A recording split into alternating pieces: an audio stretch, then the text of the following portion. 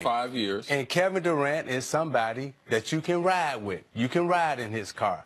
But if you're talking about saying, I'm going to go to the Lakers and start with, you know, Ingram, Ball, Lonzo Ball, probably bring Paul George. Kuzma, yeah. Now, we in the media probably want that story because it's like you want to build them up and then tear them down, right?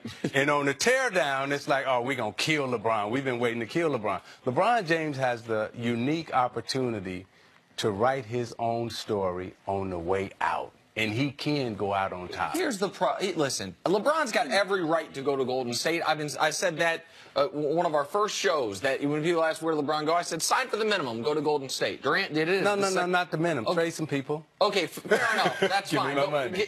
Get your money. But I said if Durant can do it as the second best player joining a 73-win team, LeBron can do it as the best player going into year 16.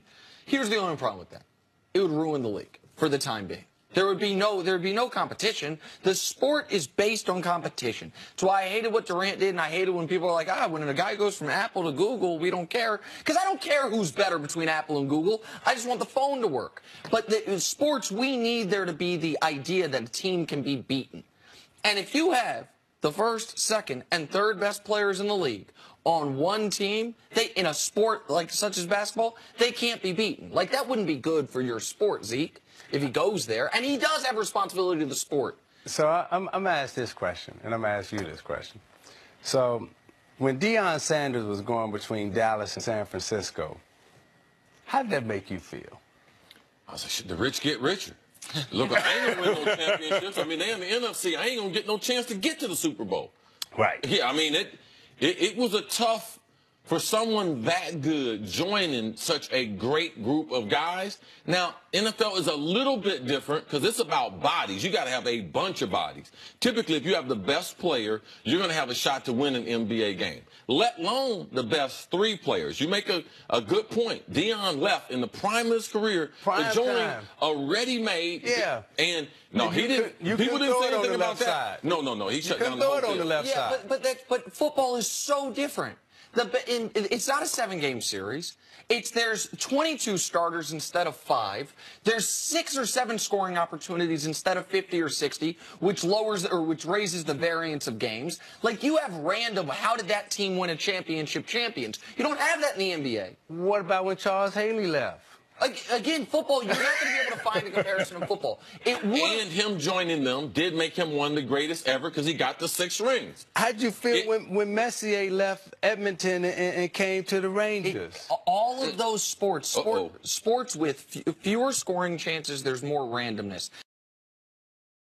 Therefore, the best team doesn't always win. When Gretzky left Edmonton. Listen, I get it. It's happened in a bunch of other sports. And I'm just saying LeBron James, because he's so great and because we love him so much, don't take away his opportunity to leave and bounce and move around like others have had. Go ahead. Do you think LeBron, not that he doesn't have that opportunity, do you think LeBron would get the same enjoyment out of winning in Golden State if he left and won there? When you pour that champagne on your head, absolutely. Absolutely. I mean, when you win a championship, no, it's not as good as when he probably won in Miami and when he won in Cleveland, because again, you are the rock. But when you join in somebody else's, team or house, it's probably not as enjoyable as going from the ground. Right. I don't think he'll join Golden State, but I think that the relationship between him and Durant, we need to explore that, because I don't think LeBron would even look at going to Golden State with Draymond and Steph, because there was a little more bitter rivalry there. Him and KD have an existing relationship. Now the potential, if that could happen, based on that relationship, I could see that. I could see them getting off of Clay or maybe one of the other superstars, too. Okay, if you're telling me he's going there, but part of the condition of him going there is they have to trade Steph, then I'll listen to it. But like LeBron has a bigger responsibility to the NBA than Deion had to the NFL. No. Yeah, absolutely, yes. Deion Sanders was not the single person that was going to sway, can a team win a title or not. Deion Sanders could leave. What? What?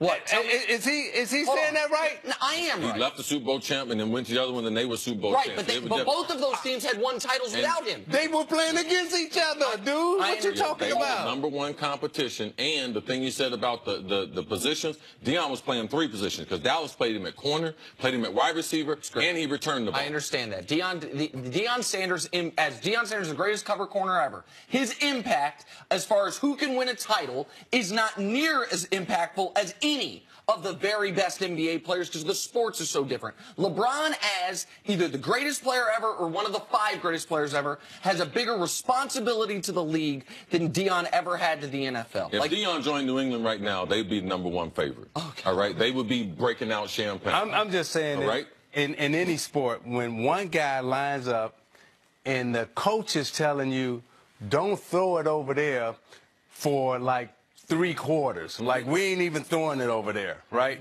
You just going to play on the left side of the field. We ain't playing on the right side. Now, you talked about it. You and Nick, y'all can go at it afterwards.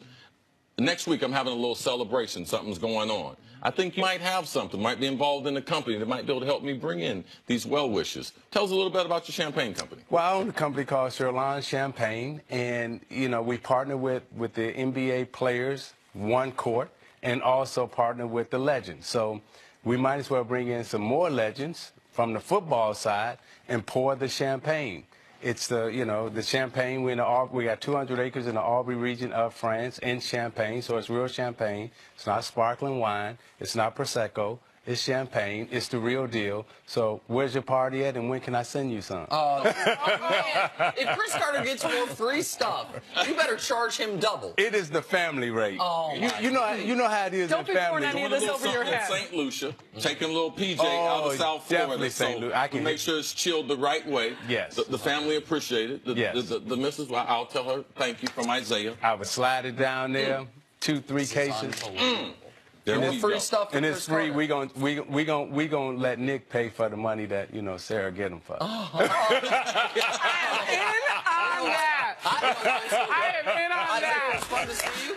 I'll see you again another time. I'm out. That PJ, that private jet you're talking about. How much that costing? Peanut butter and that jelly. one's free as well. Peanut butter and jelly, man. So more champagne on your free private jet.